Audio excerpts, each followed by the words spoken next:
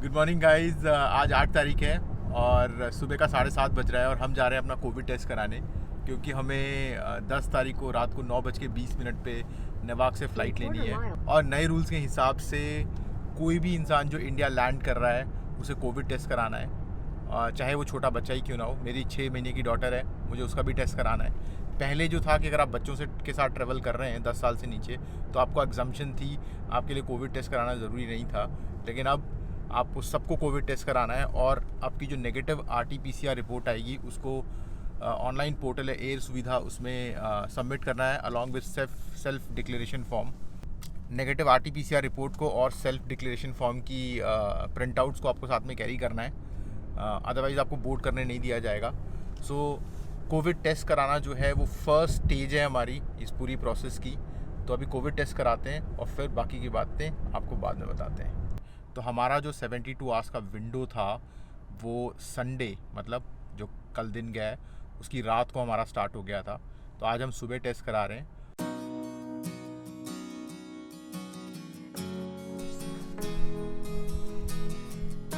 तो हम लोग पहुंच गए अपने टेस्टिंग सेंटर पे और हमारा दूसरा ही नंबर है। हमने 8 बजे का अपॉइंटमेंट लिया था। हालांकि अपॉइंटमेंट नहीं है, प्री रजिस्ट्रेशन है। तो आप प्री रजिस्टर करते हो और सो दैट आपको पता हो कि आपका नंबर कब आएगा और आप जाकर के लाइन में खड़े हो जाते हो। जब आपका नंबर आ जाएगा तब आपका जो है वो टेस्ट हो जाएगा। तो ज़्यादा भीड़ नहीं है, दूसरा नंबर है हमारा। तो मुझे लगता है कि अभी 15 मिनट रह गए हैं 8 बजने में और मुझे लगता है कि क्या कहते हैं आधे घंटे में जो है हम यहाँ से फ्री हो जाएंगे।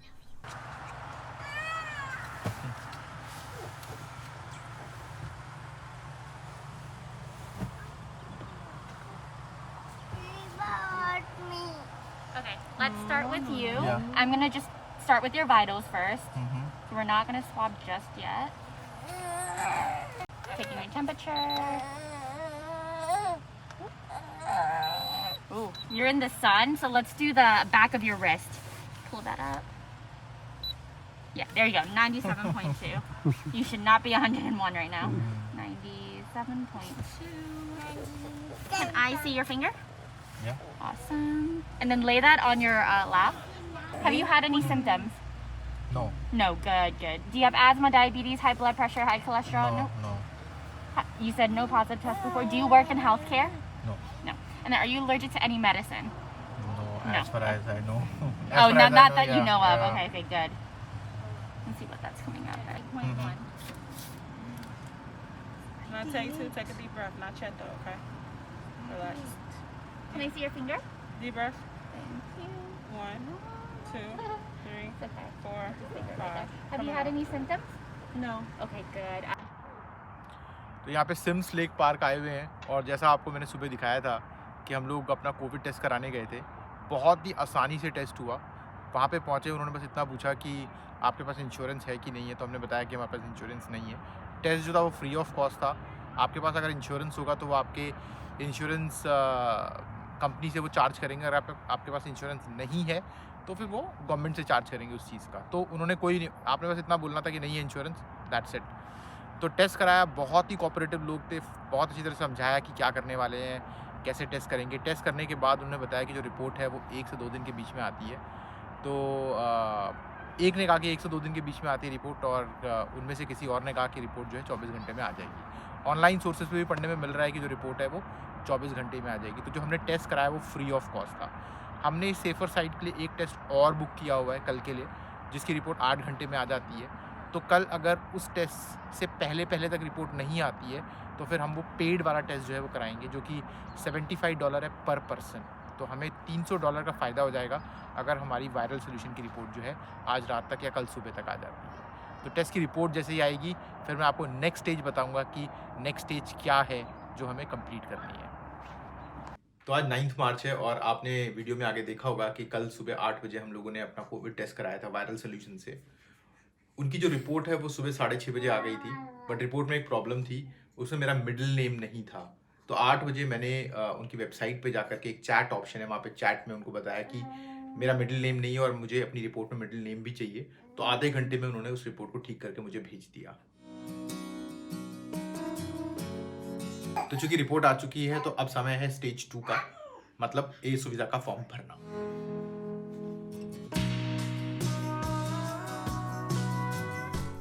तो मैंने अपना सेल्फ डिक्लेरेशन फॉर्म जो है वो एयर सुविधा पोर्टल में सबमिट कर दिया है। फॉर्म के साथ साथ आपकी नेगेटिव RT-PCR रिपोर्ट और पासपोर्ट की फ्रंट और लास्ट पेज की कॉपी भी सबमिट करनी थी। फॉर्म के सबमिट होते ही ईमेल पे एक्नॉलेजमेंट आया, जिसमें कि जो फॉर्म भरा हुआ था वही फॉर्म एज इट इज़ आपको PDF फॉर्मेट में मिल गया। तो इस फॉर्म को आपको कैरी करना है अपने साथ बोर्डिंग के दौरान। तुम लोग एयरपोर्ट पहुंच गए हैं और जिया जी जो है वो ट्रॉली लेने गए हुए हैं। यार ट्रॉली नहीं मिली है, ऐसे ही बैग खींच के ले जाने पड़ेंगे लग रहा है। ट्रॉली नहीं है, बैग खींच के ले जाने पड़ रहे हैं। 4 बड़े बैग हैं हमारे पास और 2 बैग छोटे बैग हैं।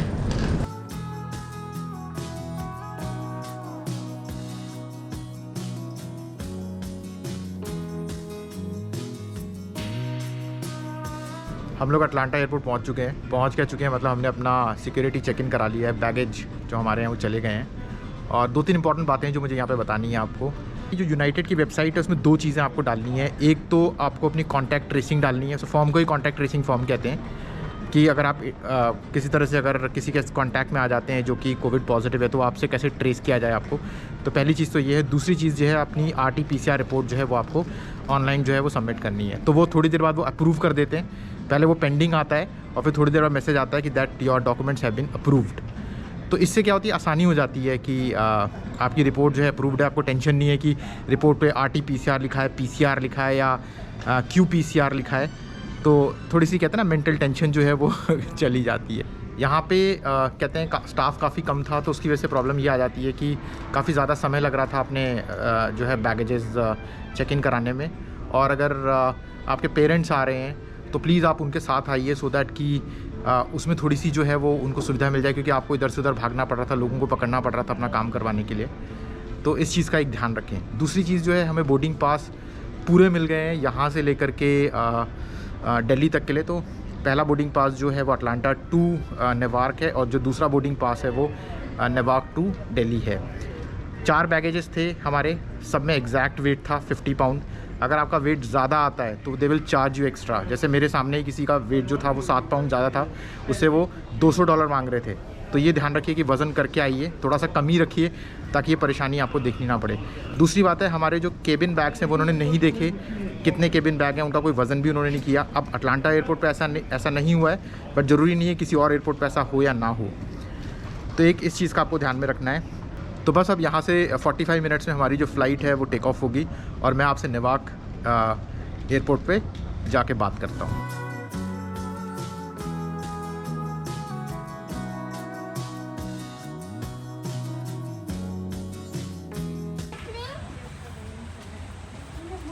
तो फाइनली प्लेन को जो है बोर्ड कर रहे हैं।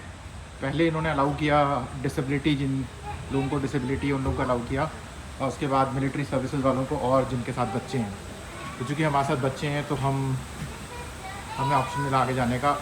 स्ट्रोलर हम यहीं जमा कराएंगे और स्ट्रोलर हमें नेवार्क में मिल जाएगा दोबारा से गेट पे ही प्लेन के।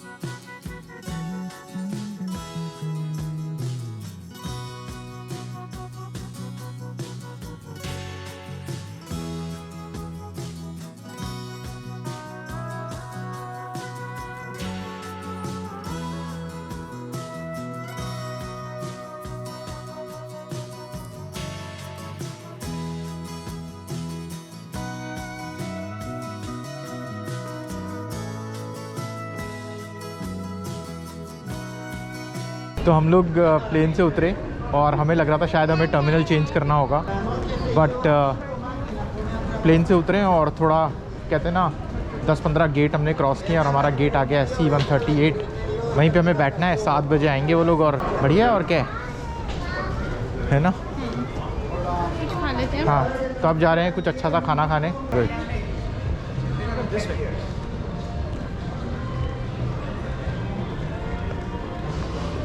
फ़ोन से अगर ऑर्डर करना है यहीं से कर दो ना। क्या खाना है तुम्हें? आए तो हम लोग पहुंच चुके हैं नेवार्क एयरपोर्ट और यहाँ पे आपको टर्मिनल चेंज नहीं करना है, एक गेट से आपको उतरना है और दूसरे गेट तक आपको वॉक करके जाना है। हमें लग रहा था कि हमें टर्मिनल चेंज करना पड़ेगा, बट टर्मिनल चेंज नहीं करना है। 2 बार इनसे पूछा हम लोगों ने, तो उन्होंने कहा ऐसा कुछ नहीं है, आप अपने गेट पे जाके बैठिए। तो हम लोग को भूख लग रही थी तो हमने खाना ऑर्डर किया। यहाँ पे इन्होंने टैबलेट्स लगा रखे हैं, बहुत सारे टैबलेट्स लगा रखे हैं और आप वहाँ पे जाके टैबलेट से ऑर्डर करिए, खाना आपके पास ही आ जाएगा। पेइंग स्टेशंस भी हैं बहुत सारे, तो ये एक चीज़ है। तो कोशिश करिए कि ताकि मिनिमम से मिनिमम लोग आपस में कांटेक्ट में आएँ और जो है वायरस स्प्रेड ना हो।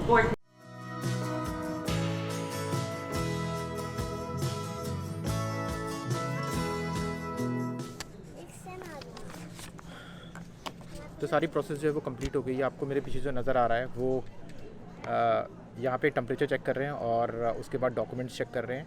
टेम्परेचर चेक करने के बाद वो इस तरह की टी स्टैंप लगा रहे हैं आपके बोर्डिंग पास पे, और डॉक्यूमेंट्स चेक करने के बाद जो कि आपका एयर सुविधा वाला फॉर्म है और आपकी नेगेटिव RT-PCR रिपोर्ट है, तो वो इस तरह का ओके डॉक्स करके वो लगा रहे हैं। और इसके बाद जो है बस वेट करना है और प्लेन में बोर्ड करना है।